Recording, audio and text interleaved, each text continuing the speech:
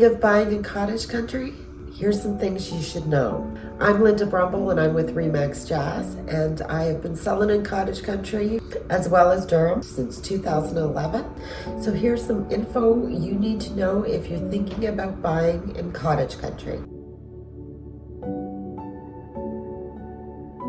Location. So the first thing you need to consider is your location. How far from your house is the cottage? I know that's silly and you're like, what? But a lot of people don't think about it.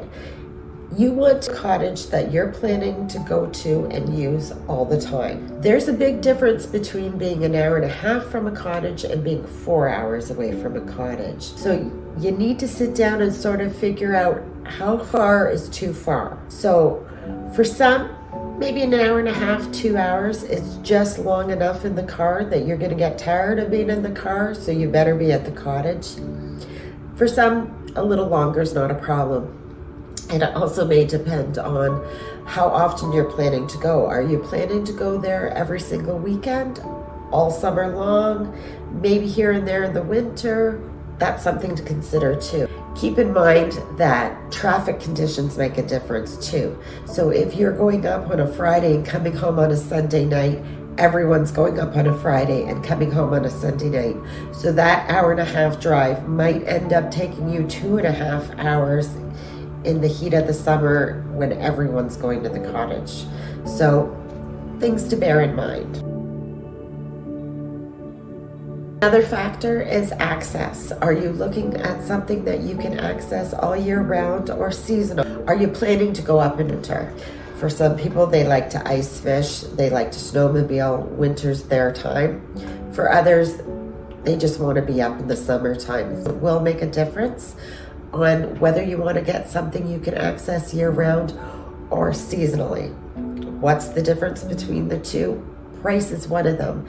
Seasonal access sometimes tends to be a little cheaper, where year-round access, you might have to pay a little bit more if it's on a year-round maintained road. Who's going to the cottage? Is it going to be you and the kids? Is it going to be grandma and grandpa? How is the actual access to the cottage? Are we going to have to get into a boat? In those cases, maybe if you're planning to take grandma, grandpa, extended family, that might not be the best choice for you. If you're planning to buy a seasonal cottage, another thing you're going to have to think about is winterizing it. So you're going to have to make sure that the pipes don't freeze over the winter, and you're going to have to make sure it's somewhat sealed up so the animals can't get into it over the winter. You may even, depending on how easy it is to access, you may even want to have somebody in the area keeping an eye on it here and there over the winter to make sure it's still standing and everything's in one piece. You've decided to pick a cottage that has boat access only. So there are things that come with the boat access cottage that don't come with an access that you can drive to. So for instance, you can't get there in the spring. You can't get there in the fall when things are starting to freeze up. So it's limited access. So you're either going to get there by boat in the summer or by sled in the winter. Depending on the lake, that lake needs to be able to freeze up completely so you can get there in the winter. Most lakes are fairly small, they do, but that's something you want to look into and see what kind of access you're going to have. Up here in the Cottage Country area that we're in, a lot of those lake access cottages tend to be on hard rock, so it's a little harder. You're going to be more likely to encounter stairs and steps and a little more difficulty accessing those properties for older or physically impaired people. Boat access also means more expenses because now you're going to need a boat, gas to put in the boat, life jackets. A lot of times if you have a boat, you're going to want fishing rods and all the little toys that come with the boat, jet skis and all that fun stuff. And you're going to have to dock the boat, you're going to have to winterize the boat, and in some cases you're going to have to find storage for a boat. In some cases, depending on where you buy, there might be a marina that you can store your boat at over the winter, or they'll wrap it up and keep it for you. But that's always an extra cost as well. Another thing you want to think about is the privacy versus safety. So you may want privacy.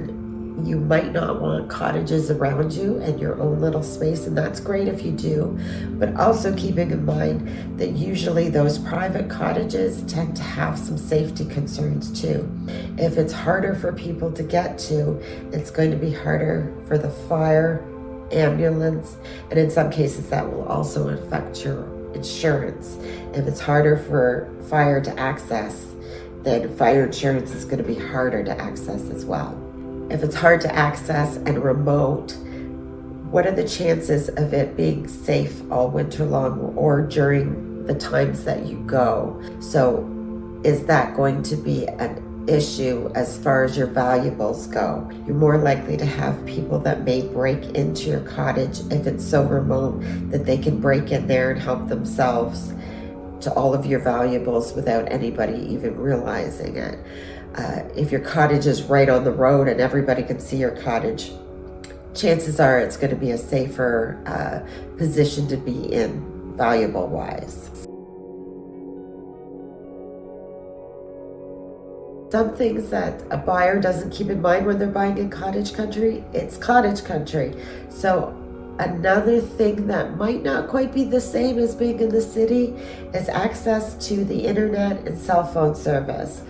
Believe it or not, there's still some dark areas up in cottage country that are far away from cell phone towers. Doesn't matter who you use, Bell, Rogers, Fido, you're getting no cell phone service. So for some, they might be okay with that. They go to the cottage to get away, they don't care. But it is a safety concern. And for some, having that access to the internet and cell phone is a big deal. Internet's getting better these days because we do have Elon Musk and his satellites, and we also have Bell satellites, but it's still not a guarantee.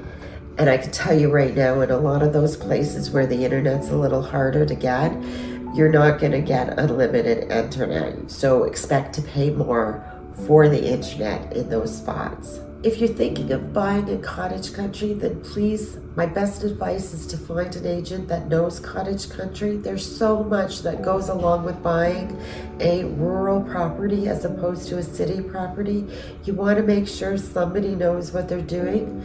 So some examples are cottages have wells.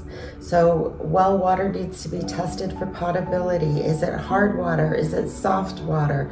How deep is the well? What is the well flow? When's the last time it was tested for potability and well flow? You don't want to get there with your 10 people at your cottage and realize that if you flush the toilet 3 times and have 1 shower, you're going to be out of water for the rest of the weekend. That's imperative that you consider that. Cottage country, you don't have sewers, you have septic systems. So how old's the septic system? Is it in good shape? When's the last time it was tested? When was it last emptied? How often does it need to be emptied? Things like that make a difference because wells and septics can run you anywhere between $20,000 and $30,000 to replace. So it's not something you want to take lightly. Smaller things that you're going to need an agent who knows what they're doing is things like wood stoves. For insurance, they need to be wet inspected. So that's wood energy technology transfer. So if you have a wood stove and want insurance and want to use that wood stove, you're going to need to make sure that it's inspected, tested, and okay to use. You also don't want your cottage burning down while you sleep in there either. And a lot of times there's oil tanks where up in the city you're more likely to be on municipal gas or it's going to be electric. So things like that make a difference when you're putting in an offer, and you want an agent who knows what they're doing. If you're on water, is it shared water access? Is it waterfront owned, or does the actual municipality own the waterfront and you're just sort of allowed to use it? All of those things make a difference. Shoreline road allowances. So having an agent who knows a little bit more about that and can fill you in is ideal. In some cases, depending on the lake, they will let you put in a dock, but it's got to be a cantilever dock. It can't be a permanent dock. It's got to be a dock that needs to be removed over the winter. In some cases, they won't let you do any changes into your landscaping around the waterfront. So anything like that is always good to have an agent who can advise you so you're well aware when you move what to expect. Always good to have an agent that knows general info on the area too, because in cottage country you don't get some of the services you get in the city.